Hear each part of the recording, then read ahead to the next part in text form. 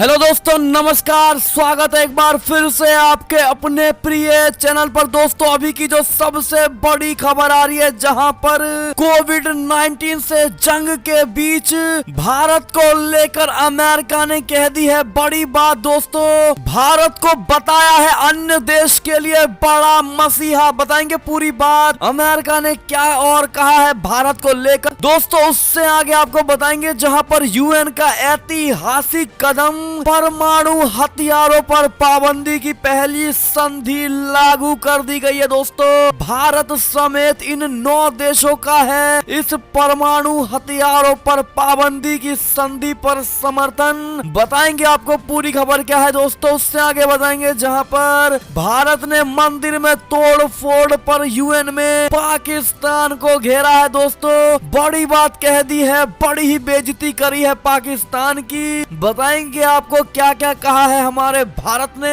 साथ ही आपको अगली खबर में बताएंगे जहां पर राष्ट्रपति पद से हटते ही डोनाल्ड ट्रंप के पीछे पड़ गया है ईरान। एक बार फिर किया है बदले का ऐलान। बताएंगे दोस्तों क्या कारण रहा है जो ईरान फिर से पीछे पड़ा है ट्रंप जी के। साथ ही आपको बताएंगे जहां पर भारत ने उपहार के साथ वाणिज्यिक सप्लाई भी कर दी है शुरू। दुनिया के नेता दे रहे हैं भारत का धन्यवाद। जी हाँ दोस्तों, उससे आगे बताएंगे जहां पर अब सीमावर्ती इलाकों में रह रहे नागरिकों को कोई आंख नहीं दिखा पाएगा पड़ोसी देश। अर्धसैनिकों बलों को मिली है ये बड़ी जिम्मेदारी। वो क्या जिम्मेदारी मिली है, इससे भी आपको अवगत कराएंगे दोस्तों आज। साथ ही आपको बताएंगे दोस्तों कि यूएस के नए राष्ट्रपति जो बाइडेन ने राष्ट्रपति बनते ही यानी कि शपथ लेने के बाद सबसे पहले भारत को लेकर बयानबाजी की है। उन्होंने भारत को लेकर क्या बात कही है दोस्तों, इससे भी आपको अवगत कराएंगे। साथ ही बंगाल चुनाव और क्रिकेट मैच से जुड़ी सारी खबरें आज आपको बताने वाले हैं, तो बने रहिएगा वीडियो के लास्ट तक। और अभी आगे खबरों में बढ़ने से पहले अगर आप भी मानते हैं कि मोदी जी है तो हर चीज संभव है और भारतीय सेना है तो हमारा देश गर्व से जी रहा है दोस्तों, तो इस वीडियो को अभी कर दीजिए लाइक, चैनल को कर दीजिए सब्सक्राइब, बेल आइकन दबाइए, साथ ही कमेंट बॉक्स में लिख दीजिएगा जय हिंद। जी हाँ दोस्तों, तो चलते हैं पहली और सबसे बड़ी खबर की तरफ, जहां कोविड-19 से जंग में भारत ने अपनी क्षमताओं का उपयोग दुनिया की मदद के लिए किया है। जी हाँ दोस्तों, ऐसा अमेरिका की तरफ से आया है बयान भारत को लेकर। आपको बता दे दोस्तों कि अमेरिका के विदेश विभाग के दक्षिण एशियाई मामलों के ब्यूरो ने कोरोना वायरस की वैक्सीन को लेकर भारत की वैश्विक सहभागिता और मदद को लेकर सराहना की है। ब्यूरो ने कहा है कि हम वैश्विक स्वास्थ्य और दक्षिण एशिया में कोविड-19 वैक्सीन की लाखों खुराकें साझा करने के लिए भारत की सराहना करते हैं। ब्यूरो ने यह भी कहा है कि भारत से मालदीव, भूटान, बांग्लादेश और नेपाल के लिए कोविड-19 वैक्सीन की मुफ्त डिलीवरी का काम शुरू हो चुका है और अन्य देशों के साथ भी शुरू होने वाला है। इसने कहा है कि भारत एक सच्चा दोस्त है जो अपनी फार्मा क्षमताओं का उपयोग वैश्विक समुदाय की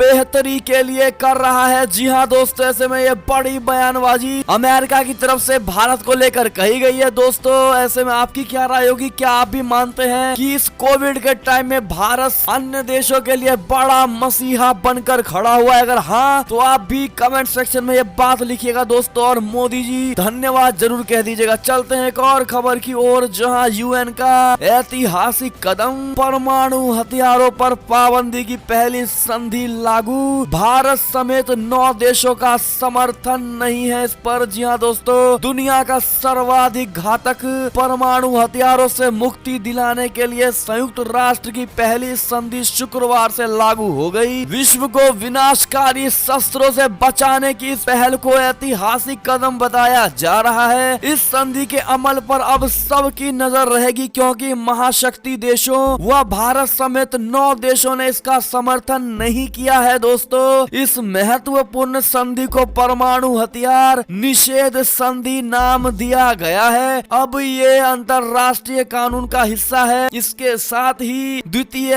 विश्व युद्ध के अंतिम चरण में 1945 में जापान के हिरोशिमा और नागासाकी शहरों पर अमेरिका के परमाणु बम गिराने की घटना की पुनरावृत्ति को रोकने के लिए दशकों लंबा अभियान अभियान सफल होता प्रतीत हो रहा है। हालांकि इस तरह के हथियार नहीं रखने के लिए सभी देशों द्वारा इस संधि का अनुमोदन करने की जरूरत मौजूदा वैश्विक माहौल में असंभव नहीं लेकिन बहुत मुश्किल नजर आ रही है। जी हाँ दोस्तों, एक और खबर की ओर चलें तो भारत ने मंदिर में तोड़ फोड़ पर यूएन में पाकिस्तान को है घेरा। कहा मूक दर्शक बनी रही एनजीसिया आड़ लेकर छिप नहीं सकती। जी हाँ दोस्तों, शांति की संस्कृति विषय पर संयुक्त राष्ट्र के एक प्रस्ताव को लेकर पाकिस्तान को भारत ने आड़े हाथों लिया। भारत ने कहा कि पाकिस्तान में अल्पसंख्यकों के अधिकार को कमजोर कर दिया गया है। इसके साथ ही ऐतिहासिक मंदिर पर हमले हुए हैं लेकिन कानून प्रवर्तन एजेंसियां मूक दर्शक बनी रही हैं। पिछले वर्ष दिसंबर में पाकिस्तान में खैबर पख्तूनख्वा प्रांत के कारक जिले के टेर्री गांव में कुछ स्थानीय मौलानाओं तथा कट्टरपंथी इस्लामी पार्टी जमीयत उलेमाए इस्लाम के सदस्यों के नेतृत्व में भीड़ ने एक मंदिर में आग लगा दी थी। यूएन में भारत ने कहा है कि इस प्रस्ताव की आड़ लेकर पाकिस्तान जैसे देश छिप नहीं सकते हैं। इस हमले की मानवाधिकार कार्यकर्ताओं तथा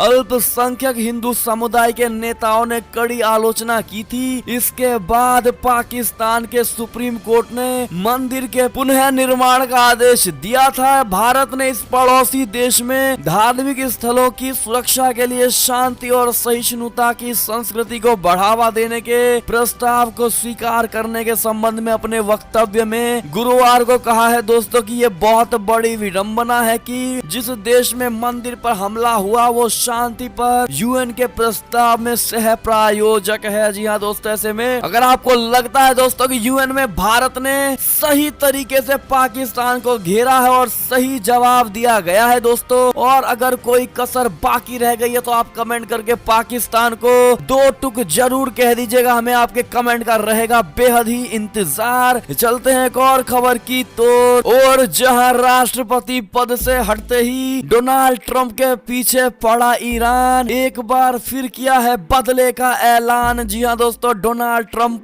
कार्यकाल के दौरान अमेरिका और ईरान के बीच तनातनी किसी से छिपी नहीं है। ये खटास ईरान के शीर्ष कमांडर कासिम सुलेमानी के ड्रोन हमले में मारे जाने के बाद और बढ़ गई दोस्तों। ईरान के सर्वोच्च नेता अयातुल्ला अली खामनेई ने तो कासिम सुलेमानी की हत्या का बदला लेने की कसम खाई है। अब अली खामनेई ने एक ऐसी तस्वीर शेयर की है जिससे ट्रंप की जान को खतरा होने के संकेत दिए गए हैं। दोस्तों बता दें, ईरान के supreme leader Ayatollah Ali Khamenei ने अपने अधिकृत ट्विटर अकाउंट से शुक्रवार को पूर्व राष्ट्रपति डोनाल्ड ट्रंप जैसे दिखने वाले एक गोल्फर की तस्वीर पोस्ट की है जिसे एक ड्रोन के जरिए टारगेट किया गया है। दोस्तों साथ ही अमेरिकी ड्रोन हमले में मारे गए इस ईरानी जनरल सुलेमानी की हत्या का बदला लेने की कसम को दोहराया है। खामनेई ने लिखा है कि सुलेमानी के हत्यारे और सुलेमानी की हत्या का आदेश देने वाले से बदला लेना चाहिए। ऐसे में दोस्तों आप ट्वीट देख पा रहे होंगे, इस पर आपकी क्या राय होगी दोस्तों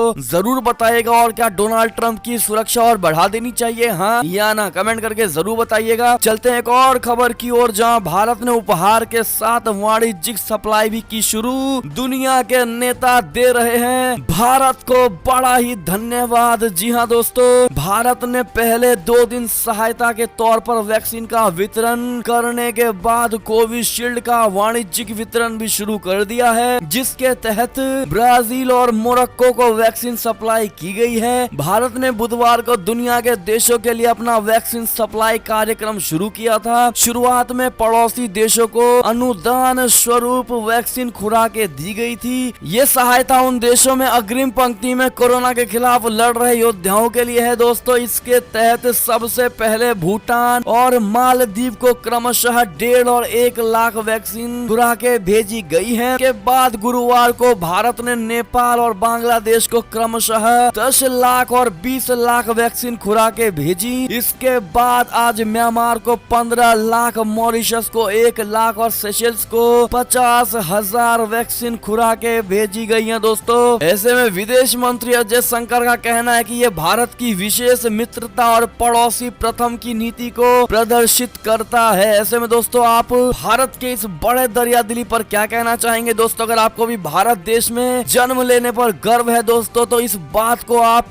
कमेंट सेक्शन में उजागर अवश्य करिएगा। चलते हैं एक और खबर की ओर, जहां सीमावर्ती इलाकों में रह रहे नागरिकों को आंख नहीं दिखा पाएंगे पड़ोसी देश। अर्धसैनिकों बलों को मिली है ये बड़ी जिम्मेदारी। जी हाँ दोस्तों, चीन या कोई दूसरा पड़ोसी राष्ट्र हमारे सीमावर्ती इलाकों में रह रहे लोगों को आंख नहीं दिखा सकेगा। केंद्र सरकार ने इसके लिए भारी भरकम बजट राशि जारी की है, बल्कि केंद्रीय अर्धसैनिक बलों को सिविल प्रशासन की एक जिम्मेदारी भी सौंप दी गई है। सीमा के कई हिस्सों से ऐसी खबरें आती रही हैं कि फला देश के सैनिक वहां रह रहे लोगों को डराते धमकाते हैं। इसके पीछे उनका मकसद होता है कि वहां के लोग सीमा से सटे गांव छोड़कर पीछे चले जाएं। पड़ोसी राष्ट्र की ये सोच होती है कि सीमा के आसपास जब स्थानीय लोग नहीं होंगे तो वे अपनी रणनीति को आसानी से आगे बढ़ा सकते हैं। सीमावर्ती इलाकों में रहने वाले लोगों तक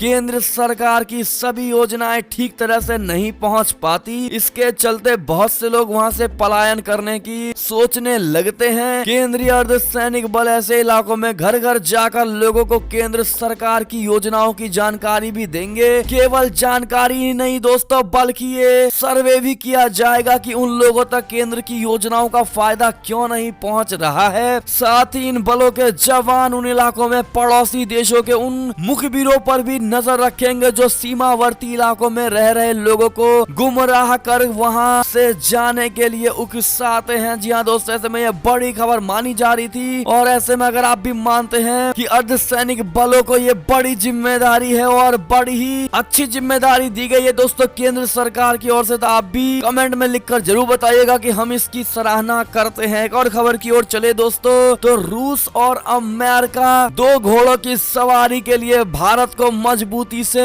पकड़नी होगी कूटनीतिक लगाम। जी हाँ दोस्तों, अमेरिका में नए राष्ट्रपति जो बाइडेन ने कामकाज शुरू कर दिया है। भारत ने भी अपनी कूटनीतिक और राजनयिक स्तर के प्रयास तेज कर दिए हैं, लेकिन इसी के साथ पारंपरिक विश्वसनीय साझेदार रूस को साधने की भी चुनौती बढ़ रही है दोस्तों। राष्ट्रपति पुतिन ने भारत को सच्चा दोस्त बताया है, लेकिन विदेश मंत्री सर्गेई लावरोव लगातार भारत के चीन विरोधी कैंपेन में फंस जाने का बयान देकर सरगर्मी बढ़ा रहे हैं। पूर्व विदेश सचिव शशांक भी मानते हैं कि अंतर्राष्ट्रीय स्तर पर कूटनीतिक चुनौतियां बढ़ रही हैं। भारत को रूस के साथ अमेरिका पर सवारी के लिए कूटनीतिक घोड़े की लगाम कसकर पकड़ने की जरूरत बढ़ रही है दोस्तों। जाते जाते अमेरिका के पूर्व राष्ट्रपति ट्रंप ने खुद को बिना युद्ध वाला राष्ट्रपति बनने की महान उपलब्धि बताई है। ऐसे में दोस्तों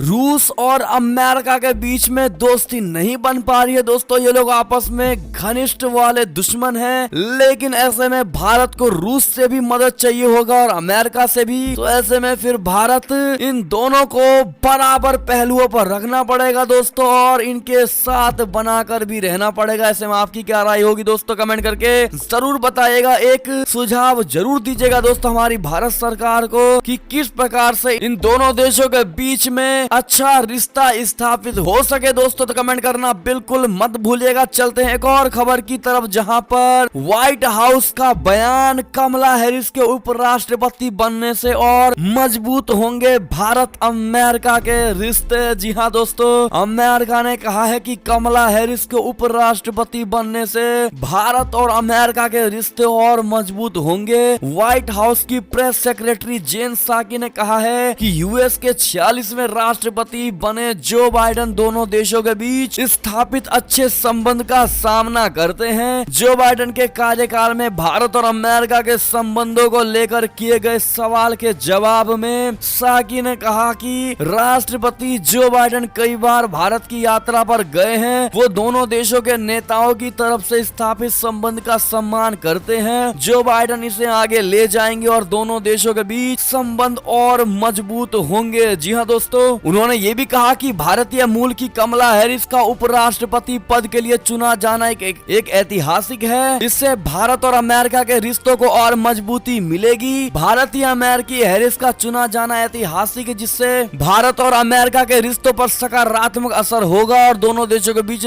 संबंध और मजबूत होंगे। जी हाँ दोस्तों, ऐसे में आपका क्या मानना है दोस्तों इस खबर को लेकर? अपनी प्रतिक्रिया अवश्य दीजिएगा दोस्तों। चलते हैं एक और खबर की तरफ, जहां पर घर में पड़े खाने के लाले, लेकिन इकोनॉमी को लेकर पुरानी सरकारों पर दोष मढ़ के जश्न मना रही है इमरान की सरकार। जी हाँ दोस्तों, बड़ी खबर आ रही है आतंकिस्तान से, जहां आतंकिस्तान में रोजमर्रा की चीजों के दाम आसमान छू रही है, जिसकी वजह से आम जनता को काफी मुश्किलों का सामना करना पड़ रहा है। लेकिन इस सब से बेफिक्र प्रधानमंत्री इमरान खान जश्न मनाने में लगे हुए हैं दोस्तों, लोगों के लिए घर में पड़े खाने के लाले। लेकिन इस बीच आतंकिस्तानी सरकार कई महीनों से इकोनॉमी पर घिरने पर पुरानी सरकारों और कोरोना वायरस पर दोष मढ़ती जा रही है। हालांकि अब सरकार दोनों के प्रतिकूल प्रभाव को कम करने के लिए प्रधानमंत्री इमरान खान को श्रेय दे रही है। पीएम खान और उनकी सरकार के अर्थशास्त्रियों ने हाल में जनता और दुनिया को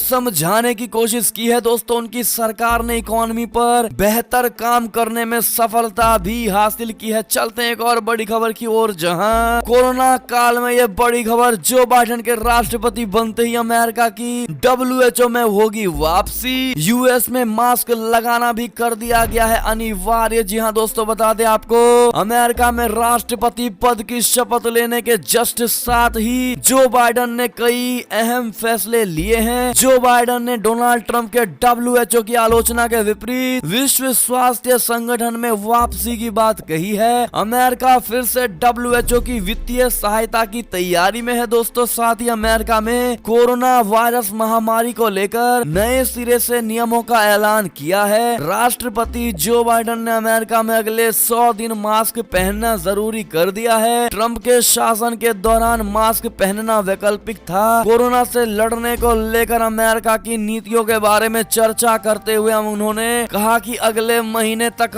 अमेरिका में कोरोना से मरने वालों की संख्या 5 लाख के पार हो जाएगी। ऐसे में चलते हैं एक और बड़ी खबर की तरफ दोस्तों, जहां पर चीन ने ली है फिर से राहत की सांस। जो बाइडेन से की है अपील, पटरी पर लाएं द्विपक्षीय रिश्ते। जी हाँ दोस्तों, चीन ने बृहस्पतिवार को अमेरिका के नए राष्ट्रपति जो बाइडेन को शुभकामनाएं दी हैं और उनसे अपील की है कि वो अपने पूर्ववर्ती डोनाल्ड ट्रंप के दौरान अमेरिका और चीन के बीच बिगड़ते रिश्तों को पटरी पर लेकर आए। चीनी प्रवक्ता हुआ चुंग ने कहा है कि पेरिस जलवायु समझौते और विश्व स्वास्थ्य संगठन में अमेरिका को शामिल करने के जो बाइडेन का पहला कदम स्वागत योग्य है। जी हाँ दोस्तों, चलते हैं एक और खबर की तरफ, जहां पर अमेरिका के नए राष्ट्रपति जो बाइडेन का भारत पर आया पहला बयान। रिश्तों में भरी मजबूती, जिसको लेकर पाकिस्तान चीन की बड़ी ही चिंता। जी हाँ दोस्तों, चलते एक और बड़ी खबर की ओर, जहां गूगल ने दी है गूगल सर्च बंद करने की धमकी। ऑस्ट्रेलिया के नए कानून का हो रहा है विरोध। जी हाँ दोस्तों, इंटरनेट दिग्गज गूगल ने अपने सर्च इंजन सेवा बंद करने की धमकी दे दी है। कंपनी ने साफ कह दिया है कि अगर ज्यादा दबाव बनाया गया तो गूगल सर्च सेवा को बंद कर दिया जाएगा। ऑस्ट्रेलिया में मीडिया कंपनियों को पेमेंट देने के लिए नया कानून बनाया जा रहा है। टेक कंपनी ने इस नए कानून पर अपनी आपत्ति जताई है। दोस्तों, आपको बता दें दरअसल पूरा मामला क्या है। हमारी सहयोगी वेबसाइट wionews.com के मुताबिक मामला ऑस्ट्रेलिया का है दोस्तों।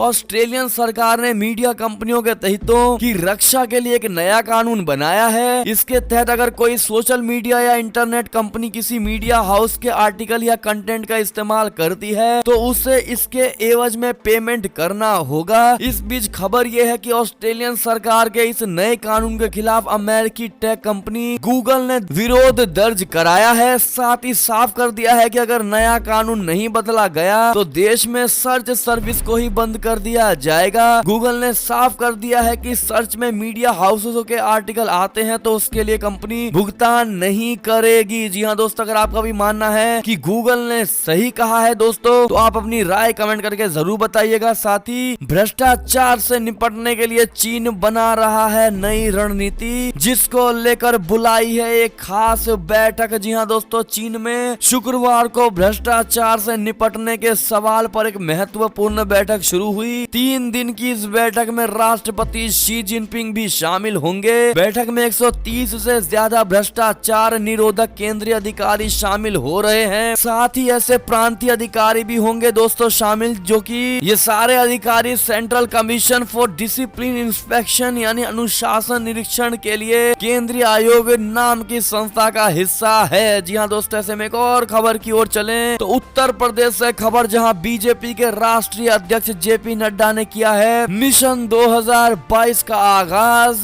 जीत का मंत्र भी दिया है। दोस्तों बता दें, भारतीय जनता पार्टी के राष्ट्रीय अध्यक्ष जेपी नड्डा का 2 दिन का लखनऊ दौरा आज कल समाप्त हो गया। दौरे के आखिरी दिन जेपी नड्डा ने बूथ अध्यक्षों से लेकर सांसदों विधायकों के साथ बैठक की है दोस्तों। साथ ही कार्यकर्ताओं को जीत का मंत्र दिया, तो वहीं मिशन 2022 का आगाज भी कर दिया है। आपको बता दें दोस्तों, जेपी नड्डा जब लखनऊ में बूथ अध्यक्षों के सम्मेलन कार्यक्रम में शामिल हुए तो उन्होंने साफ संकेत दे दिया कि बीजेपी 2022 में जीत के लिए क्या रणनीति अपनाएगी। जी हाँ दोस्तों, ऐसे में 2022 में आपको क्या लगता है, उत्तर प्रदेश में क्या बदलाव होंगे या बदलाव नहीं होंगे? दोस्तों कमेंट करके जरूर बताइएगा, देखते हैं क्या चाहते हैं आप लोग। साथ ही आपको बता दें, जहां पर ममता बनर्जी कैबिनेट से इस्तीफे के बाद भावुक हुए राजीव बनर्जी, कहा निजी हमलों से बेहद आहत हूं मैं। जी हाँ दोस्तों, पश्चिम बंगाल विधानसभा चुनाव से पहले आज मुख्यमंत्री ममता बनर्जी को एक और झटका लगा। उनकी कैबिनेट में मंत्री राजीव बनर्जी ने दिया इस्तीफा। उन्होंने इसके बाद राजभवन में राज्यपाल जगदीप धनखड़ से की है मुलाकात। जी हाँ दोस्तों, मुलाकात के बाद बनर्जी पत्रकारों से बातचीत करते हुए भावुक हो गए। उन्होंने कहा कि किसी को अगर मैंने कोई दर्द पहुंचाया हो तो मैं उसके लिए बहुत दुखी हूं। ये बात कहते हुए राजीव की आंखों में से आंसू निकल आए हैं। जी हाँ दोस्तों, चलते हैं एक और बड़ी खबर की ओर, जहां पर कृषि कानूनों पर बोले राजनाथ सिंह, कहा मोदी की नियत पर सवाल उठाना ठीक नहीं। जी हाँ दोस्तों, भारत में इस वक्त नए कृषि कानून को लेकर लगभग 2 महीने से किसान धरने पर बैठे हैं। सरकार और किसानों के बीच लगभग 11 दौर की बातचीत हो चुकी है, मगर कोई समाधान नहीं निकला है। देश के रक्षा मंत्री ने हमारे सहयोगी चैनल टाइम्स नाउ से कहा है कि नए कृषि कानून किसानों के हितकारी हैं और इससे किसानों की आमदनी 3 गुनी तक बढ़ जाएगी। जी हाँ दोस्तों, ऐसे में आपकी क्या राय होगी दोस्तों? किसानों को लेकर अपनी राय जरूर दीजिएगा। चलते हैं एक और बड़ी खबर की ओर, तो क्या अमित शाह के बंगाल दौरे पर फिर होगी टीएमसी में भगदड़? पिछली बार की तरह ही दिख रही है सियासी स्क्रिप्ट। जी हाँ दोस्तों, पश्चिम बंगाल में इस साल होने वाले विधानसभा चुनाव को लेकर सियासी उठापटक अपने चरम पर है। अमित शाह एक बार फिर से बंगाल का दौरा करने वाले हैं और इसकी सियासी तपिश अभी से ही ममता बनर्जी की पार्टी में महसूस होने लगी है। 30 जनवरी को अमित शाह के बंगाल दौरे से ठीक पहले ममता बनर्जी को एक और तगड़ा झटका लगा है दोस्तों, और उनकी सरकार में मंत्री राजीव बनर्जी ने मंत्री पद से इस्तीफा दिया, जैसा कि हमने आपको पहली खबर में बताया था। ऐसे में चलते हैं एक और खबर की तरफ दोस्तों, जहां पर सरकार से 2-2 हाथ करने की तैयारी में है किसान। सिंघू बॉर्डर पर लाठियों के साथ पहुंच रहे हैं नौजवान। जी हाँ दोस्तों, साथ ही आपको एक और खबर की बात करें, जहां पर बड़ी ही शोक भरी खबर आ रही है दोस्तों। भजन गायक नरेंद्र चंचल का निधन, प्रधानमंत्री मोदी ने जताया है शोक। मेहंदी हसन और हरभजन सिंह ने भी दी है इनको श्रद्धांजलि। अगर आप भी इस भजन गायक नरेंद्र चंचल को श्रद्धांजलि देना चाहते हैं दोस्तों तो कमेंट जरूर कर दीजिएगा। एक और खबर की ओर चलें तो अयोध्या में राम जन्मभूमि पर मंदिर का निर्माण कार्य फिर शुरू हो गया है दोस्तों। 22 जनवरी अयोध्या में राम जन्मभूमि पर मंदिर निर्माण का कार्य फिर शुरू हो गया। 2 महीने पहले भूजल की वजह से उत्पन्न हुई समस्या के कारण इसे रोक दिया गया था। जी हाँ दोस्तों, ऐसे में मंदिर निर्माण का कार्य देख रहे श्री राम जन्मभूमि तीर्थ क्षेत्र ट्रस्ट के एक सदस्य ने कहा है कि लार्सन एंड ट्रूबो तथा टाटा कंसल्टिंग इंजीनियर्स लिमिटेड के इंजीनियरों के साथ चर्चा के बाद इसकी नींव के डिजाइन को अंतिम रूप दे दिया गया है। जी हाँ दोस्तों, ऐसे में ये बड़ी खबर। अगर आप भी श्री राम जी के इस भव्य मंदिर का निर्माण चाहते हैं तो कमेंट सेक्शन में जय श्री राम जरूर लिख दीजिएगा दोस्तों। अंतिम खबर की बात करें तो चेन्नई से खबर, दर्शकों के बगैर खेले जाएंगे भारत और इंग्लैंड के बीच टेस्ट मैच। जी हाँ दोस्तों, भारत और इंग्लैंड के बीच आगामी श्रृंखला के 2 टेस्ट M.A. चिदम्बरम स्टेडियम में दर्शकों के बिना खेले जाएंगे। जी हाँ दोस्तों, मेजबान संघ TNC डीजीसीए के एक शीर्ष अधिकारी ने शुक्रवार को इसकी बड़ी जानकारी दी है। ऐसे में दोस्तों ये थी अब तक की सारी बड़ी खबरें। आपको हमारी खबरें कैसी लगी? आशा करता हूँ बेहद अच्छी लगी होगी दोस्तों। अगर जरा भी अच्छी लगी है तो इस वीडियो को हमेशा की तरह अपने भाई बंधुओं में व्हाट्सएप, फेसबुक, ट्विटर के जरिए पूरे भारत में शेयर करना बिल्कुल